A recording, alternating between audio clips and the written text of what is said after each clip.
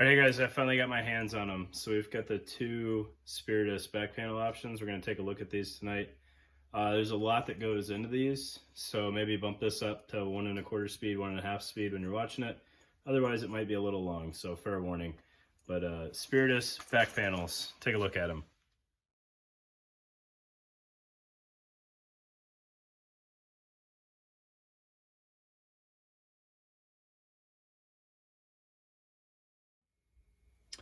All right, so the easier of the two back panels to look at is the Molle back panel, which I think is super well done. And I want to say is, in my opinion, the most affordable piece of Spiritus kit that's been put out so far. And maybe affordable is the wrong word there. I think it's the most realistically priced, right? Easiest to swallow, if you will. Okay, so what they've done on this thing is really, really cool. The modular, like full featured back panel is neat. But this thing, for what it is, I think is exceptionally well done. So they've taken your Molle back panel and they've created it nearly entirely out of Tegris. So it has some vertical strength, it has some horizontal strength to it, a lot of horizontal strength.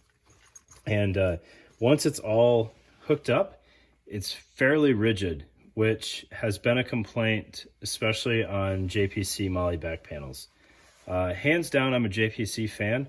The 119's grown on me for sure, but I have no issue being totally honest about the back panel situation. This is a much superior Molle back panel than what you can get for a JPC. All right, so the main body's made out of Tigris. It's got the standard zippers on the side to marry in to the rig. And then it's got a series of snaps and Velcro and more snaps that function to interface with this top row of Molle here, the middle row of Molle, and then the Velcro up top. The bottom Velcro, you'll notice, does not match up with anything. That is, according to Spiritus, for future projects, which for right now can be interpreted as danglers off of the back panel. All right, so that's kind of neat. Whether you do the dangler off the back panel or the dangler off the back plate bag doesn't really matter. So how functional this will end up being, I'm not 100% sold on yet. But if you had a back panel or a dangler that just wasn't working right, I don't know, maybe it's easier to modify it to this. I was going to say if your plate carrier didn't take rear danglers well, but that would be silly because these only work on Spiritus vests. All right, so that's probably the number one question that's still kicking around out there. And I haven't tracked down a Faro version 5 and back panel yet, so I can't do my massive back panel comparison video. But now I have Spiritus, so we're a little bit closer. This is not compatible with anything else out in the market. All right, so if you really, really like these back panels and you've got a JPC, buy a 119 back panel and it'll work. Not the zip-on, buy the back plate bag and then use it with this. They'll marry up with the JPC just fine. Flip side goes, if you really, really like the 119 front and you can't find, and you want to use a JPC back panel, then you got to buy a complete JPC and use the rear plate bag. All right, so those are your options. Okay, so we talked about kind of how this mounts. Nobody really likes to talk about using the snaps and everything when it comes to mounting these zip-on back panels. But the Spiritus so far is one of the easier ones because you've got the top. You can do the whole top before you marry up the zippers at all. And then these middle two are relatively painless. So I would actually probably use those. On the JPC style stuff, I only do the top and then the zippers. The lower portion is just not worth dealing with, especially when the back panel is not that rigid to begin with. All right, so that's how it mounts. And then when we look at the functionality of this thing, it's a Molle panel. All right, so what functionality could there be beyond that? Well, there's a little bit of hidden capability in here, and I don't know how much of it was intentional, but you've got the grommets holding the corners together, so that creates some tie-down loops there. If you wanted to do some shot cord origami or something like that, you could always do it on the Molle loops themselves, but when you start dealing with Tegris and shot cord, I get a little nervous that one will wear faster than it should. But you could always use gutted paracord. That's a little bit more resilient than the shock cord. Okay.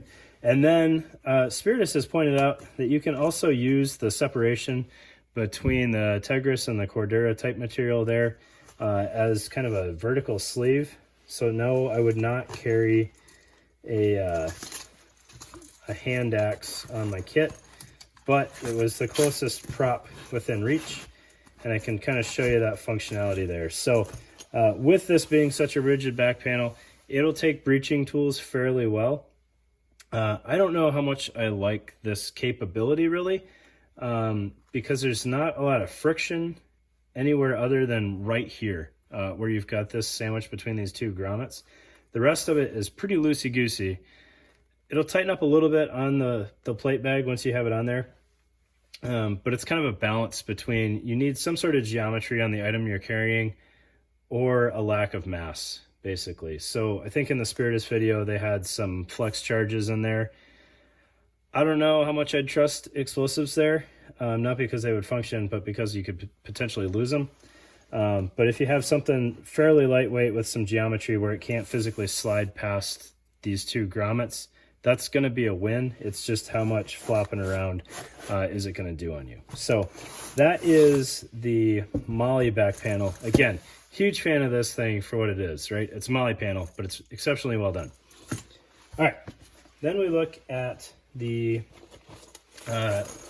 Monster modular back panel setup here. This is the $300 back panel, right?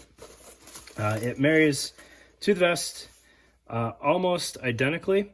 The only difference is going to be this super confusing strap here, which if you've read the Spiritus description on this before you have this in hand, it's not going to make a lot of sense. If you go back and read it again, it makes perfect sense. All right, but this Velcro strap here, should you need extra strength on this attaching to the plate carrier, you're going to undo this and you're going to run it through the plate bag entrance here and then Velcro it back together inside the plate bag. All right, so that'll give you an attachment point through here just to hold it a little bit stronger. Now, if you're using this fully extended, all right, which I'll get into in a little bit when I get the camera down on the table, if you're using it fully extended, that strap's not going to matter. You're going to have to get it out of the way, right, because you're going to be using this zipper. So give me just a moment and I will get everything down on the table so you can see it a little bit better. All right, full disclosure, there's a lot going on this thing and I'm probably going to miss some stuff and mess some stuff up and catch myself as I go. So everything I had said about this strap so far, ignore that to a point. I got very confused on something. So we've got it attached with the top snaps. I got the zipper started. This is the higher capacity zipper. If you're using the higher capacity zipper, you're going to zip it all the way down the plate bag. And then you're going to take your strap and you're going to run it behind the zipper where the cummerbund enters the vest. All right. If you're using your lower capacity zipper, which is the outer zipper, then you're going to take the strap and you can kind of do it whichever way you want, but I would go through this back flap and then, excuse me, you got to do it this way. And then when you mount your zipper down here to decrease the capacity of the back panel, that will tuck that all the way inside there. So that's what I had done wrong. When I was refreshing my memory, I didn't see the strap being used, so I screwed that up. All right. Strap is still being used either way, should be used either way. It's your choice, do whatever you want. But that'll help tie the back panel down to the vest a little bit better in the middle towards the bottom. All right, so that's what that strap is for. Comes in from both sides, meets in the middle. I don't know how tight you're gonna be able to get that in practice, but it's there. All right, so kind of what I alluded to with the different capacities is this kind of does a little bit of the functionality of the flat pack. So you have a higher capacity option here where you use the what Spiritus calls the bottom zipper, right? And that allows all of the expansion of the back panel. Or you use the top zipper, which more or less eliminates all of the capacity of kind of the hollow portion of the back panel.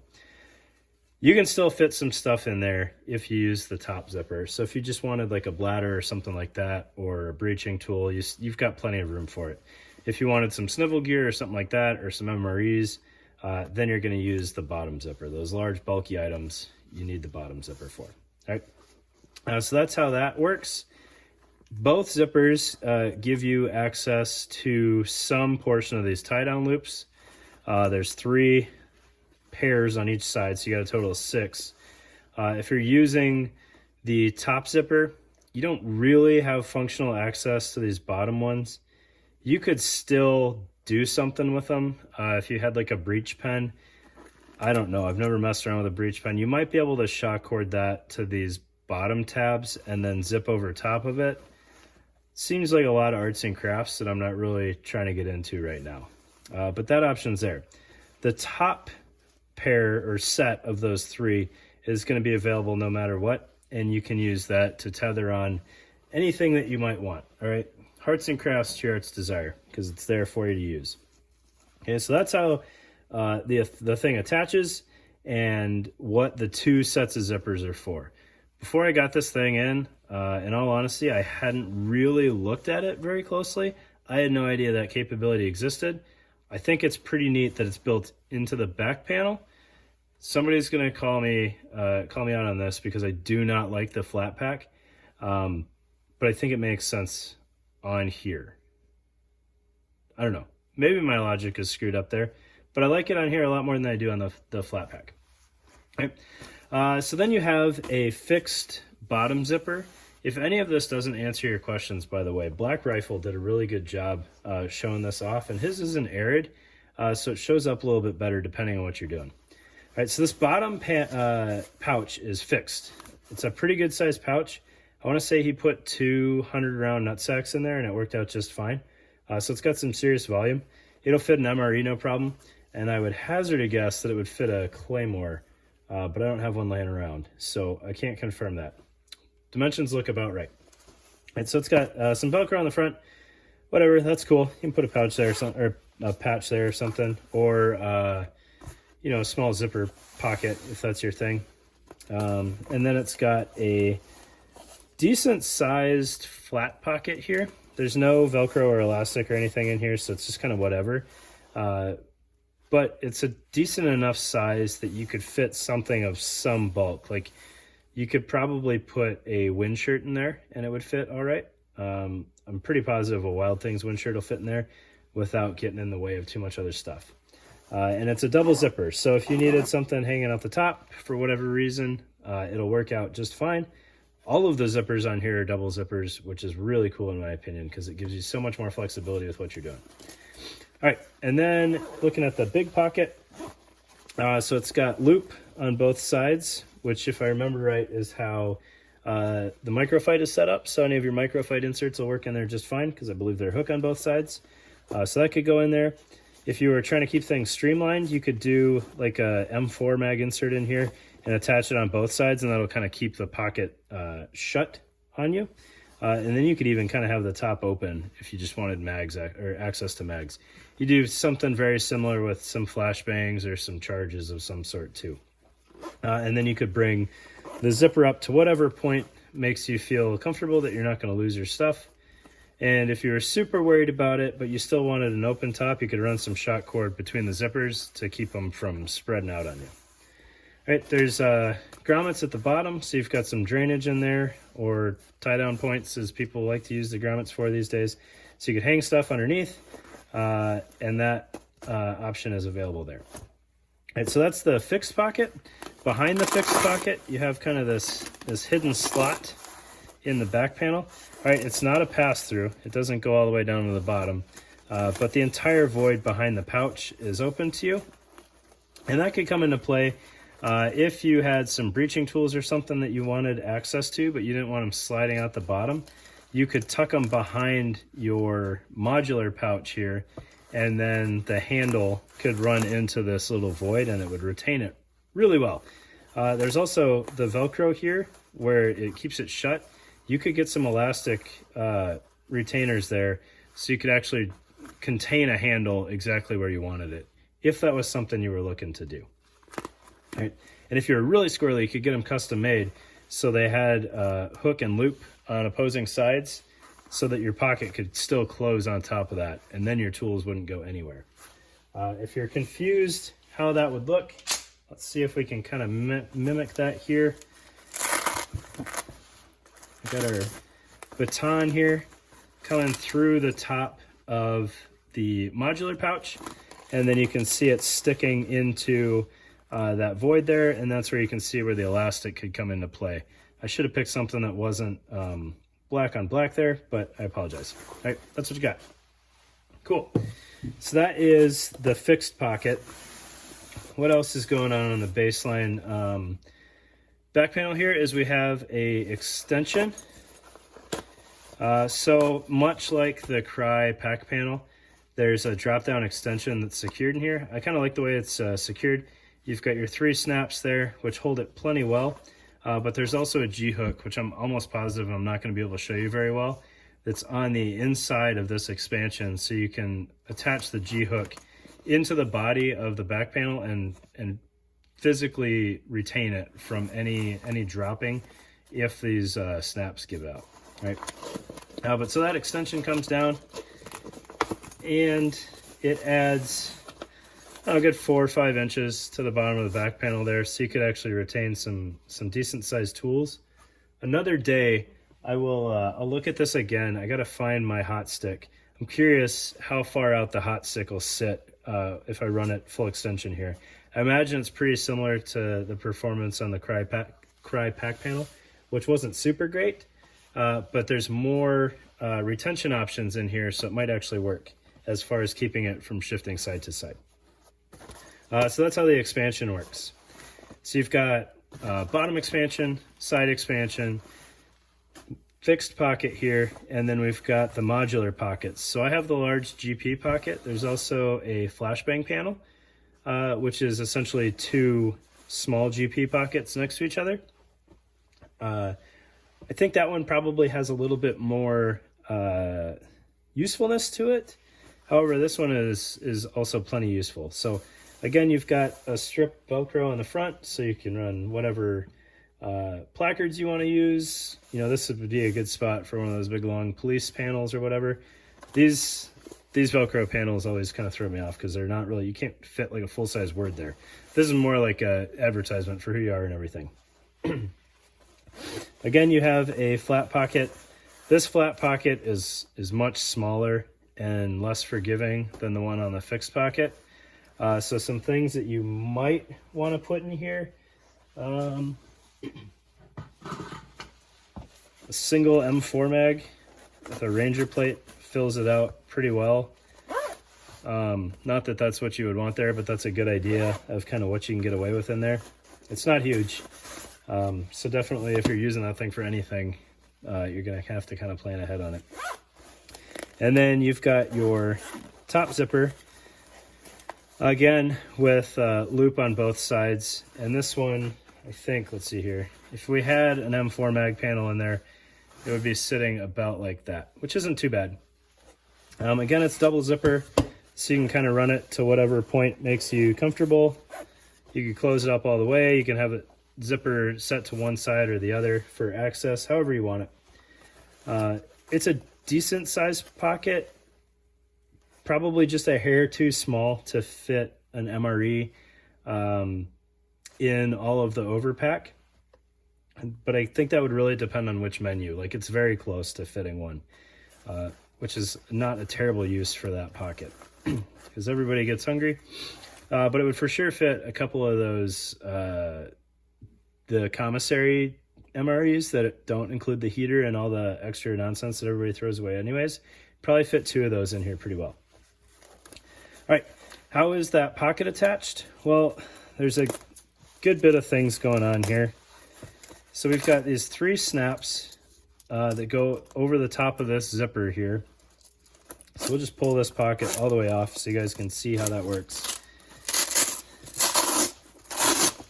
So to get the pocket off, we need to undo both the snaps and the zipper. Right? The front of the pocket has these Velcro closed pass-throughs. Sorry, it worked so well when I actually used the pass-through. So you've got a pass-through on each side with it stitched down the middle. So that gives you some good retention if you're running a tool through there into that pocket down there. You know that it can't shift too far to the sides. And then it mounts on top of there. All right, the zipper, aside from mounting, this also acts as the flap to keep the body of the back panel closed. So if you don't have a one of the two modular pockets on there, you're going to have to use these snaps. Oh no, it doesn't want to play. Oh, maybe I hit it. You're going to have to use this set of 3 snaps here to keep it closed, which isn't a huge deal.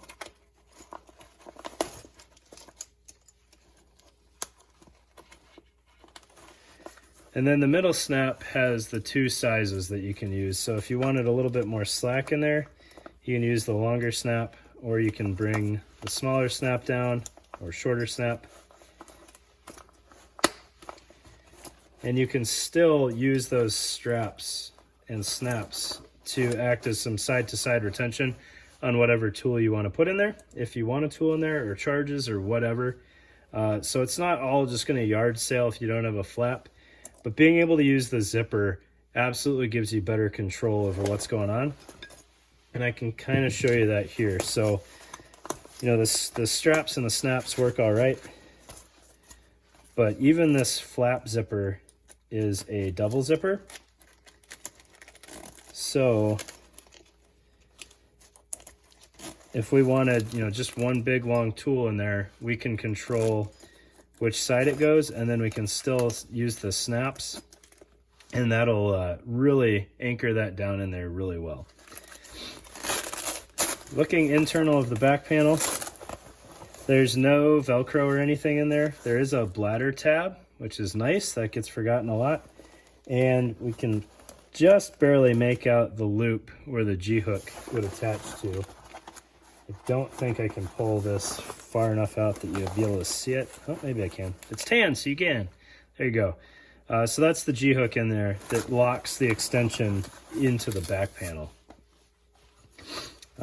You've got some Hypalon type tabs on the sides of your large GP pocket. I don't know if those are on the banger panel, might be, but that's another potential tie down point. Or you could use it potentially to run a strap around the outside of the plate bag and then internal in the plate bag once it's zipped up, if you were really worried about this thing flopping, but you shouldn't have that much of an issue. But you could tether the whole back panel down around the plate. All right, so that is the Spiritus back panel family. Hopefully that explained them really well. There's a lot going on in this one, a lot of different ways you can kind of play with it and make it work for you. It's set up really well for carrying tools. It's not super obvious until you get it hands-on how that works. Same thing with the Molle panel. The true strength of this thing is the Tegris, and until you have it on hand, it's kind of tricky to see just how much better the rigid Molle panel is, depending on what you're mounting on here. If you have anything of any significant mass that you're going to put on your back panel, this is easily the best Molle back panel out there. So I hope other people kind of take that concept and run with it for all of the other zip-on platforms out there. I doubt Spiritus is going to do it to work with other vests, but hopefully other people will kind of use the Tegris reinforcement on a back panel idea, because I think it works out really, really well. All right, so there you go. Those are the back panels. I still haven't done a video on the 119. I will eventually. Like I said earlier, it's growing on me. Not enough, I don't think, to ditch my Cry vest, but I do like it, and eventually I'll get a video put out on it. I want to play around more with the comm routing first and see how that really works well for me. So there you go. Spiritus back panels. Thanks for your time. Sorry it ran a little long.